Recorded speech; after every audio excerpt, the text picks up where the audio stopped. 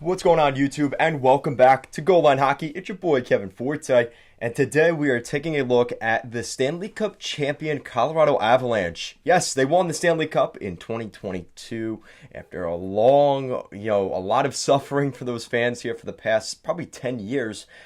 The Colorado Avalanche have a lot of decisions to make this offseason. There's been a lot of rumors around guys leaving the Colorado Avalanche to go into free agency this summer. Obviously, you guys remember the rumors last year. It's not too foreign of a thought that Gabe Landeskog was on his way to Boston, St. Louis last summer. So the reality is, these guys, most of them, will not return to the Avalanche. But the Avalanche do have some of the most cap space in the entire National Hockey League right now.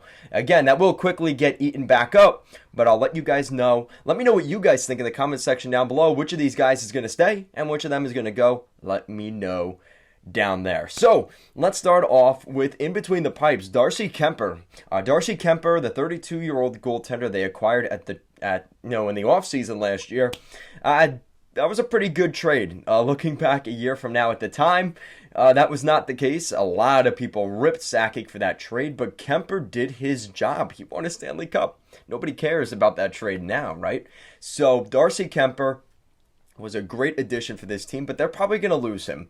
The reality is, from what I've been hearing, a lot of reports are saying that Marc-Andre Fleury, on a cheaper deal, maybe $1.5 million, is willing to come to the Avalanche, and I think that would be a great fit for both sides. You get the goaltender that's on a pretty good salary. Fleury's going to be on a really good hockey team. I think it's a perfect fit. Hopefully that's what ends up happening. But again, so much can happen by the time I post this video. So obviously we'll see what happens there. But I do think Kuemper will be out. I think they are going to bring in a guy like Fleury or a veteran goaltender to kind of replace that. On the blue line, there's 3 unrestricted free agents this summer for the Avalanche. Ryan Murray, Josh Manson, and Jack Johnson. Reality is, again, I'm going to be saying that a lot today. The reality is they will not be keeping probably any of those guys. Ryan Murray was a good depth piece, maybe on a really small contract, AHL money, $900K. Maybe they bring back Murray. He's still 28. This is not the Ryan Murray that was a first-round pick, is it? Wow. 2012 second overall pick, Ryan Murray. Wow. That's crazy. So anyway, he's still kicking around the NHL. I think Ryan Murray is the most likely out of these 3 guys because they could keep him for cheap. With that said, I do not think he will be staying. With that said, Josh Manson, I know that the Avalanche want to keep Josh Manson, but there's so many guys up front that they have to keep. I just think Manson's going to be a casualty of that. I look at the Los Angeles Kings, the Anaheim Ducks, as really teams that are going to be pushing hard to bring in Josh Manson. He's a big, tough, you saw in the playoffs this year, tough defenseman to play against. And I think that is a very valuable asset for any team in the National Hockey League, but especially a team that maybe has younger guys that need a little bit of protection maybe. Josh Manson can fill that. He's very tough to play in front of the net, in the corners, all over the ice. So unfortunately, I don't think Josh Manson will be back. Same thing for Jack Johnson. It doesn't sound like he's going to retire, though. He kind of said, I'm not retiring now, not after a cup. So we will probably see Jack Johnson back in the National Hockey League. And yes, Jack Johnson is a Stanley Cup champion, but he will not be returning next year. Looking at the forwards, Nico Sturm, I don't think they were really a fan of him. He wasn't really a good fit for Jared Bednar and the Avalanche. He's probably not coming back. Darren Helm, 35 years old. You wonder if he thinks about retirement this summer. It's not out of the realm of possibility. Same thing for Andrew Cogliano. I do think Cogs has one more year left in him. Again, after winning the cup again, he's going to want that to keep that going. So I could see him coming back to the National Hockey League. Just, again, I'm not sure it's going to be with the Avalanche.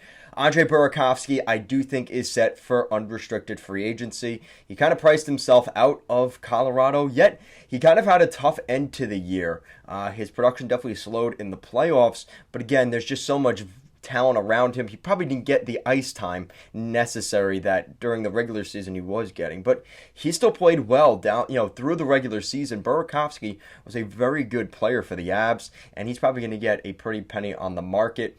Nazem Kadri, I know that the Avalanche want to keep Kadri at any cost possible, but it's going to be tough. I think if they are to keep Kadri, that's going to be one of the only guys that they're going to be able to keep, because he is a guy that's going to command a lot of money, probably $8-9 million per season. And when you consider the fact that you're already paying Mikko Rantanen 9.25, you're already paying Makar 9, Landy's getting 7 per year. Oh yeah, and McKinnon's up for his contract next summer.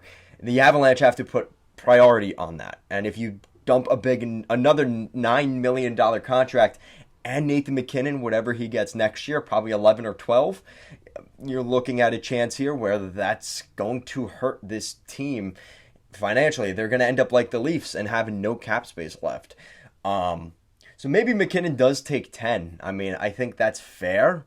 I don't think he will. I really think he's going to get more than that, especially with the new CBA and the salary cap is going to be increasing. He's probably going to ask for 11 or 10 or 11. Let me know what you guys think per year. What do you think Nathan McKinnon's going to ask for on his next contract? Let me know down below.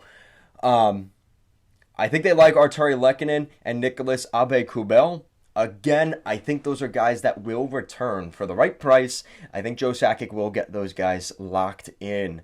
And then Val Nichushkin is the last forward, and I think they really want to keep Val Nichushkin as well. I think priority-wise in terms of UFAs, it's definitely Kadri and Val Nichushkin. And then I do think they bring back Lehkonen and Aube-Kubel. I think they already had a plan when they traded for Artturi Lehkonen at the trade deadline from Montreal. I think they already had a format of what they could expect on a Lehkonen contract this summer, and I think that's what they're looking at here. Aube-Kubel is another good depth piece. I mean, maybe they trade him for a draft pick, but why? Might as well keep him. So I think that's what you're looking at. So quick rerun to end today's video. Kemper is out. Murray stays, Manson out, Johnson out, Nico Sturm out, Darren Helm out, Andrew Cogliano out, Andre Burakovsky out, and then Kadri, Nichushkin, Lehkonen, and Aube-Kubel all return to the Colorado Avalanche next season. So guys, that's it for today's video. Let me know, like I said, in the comment section down below, the guys that are staying and the guys that are going from the Colorado Avalanche. Let me know what you guys think. And who's going to be the next starting goaltender? Could it be Marc-Andre Fleury? Let me know down below. Guys, as always, thank you so much for watching, and let's go Avs.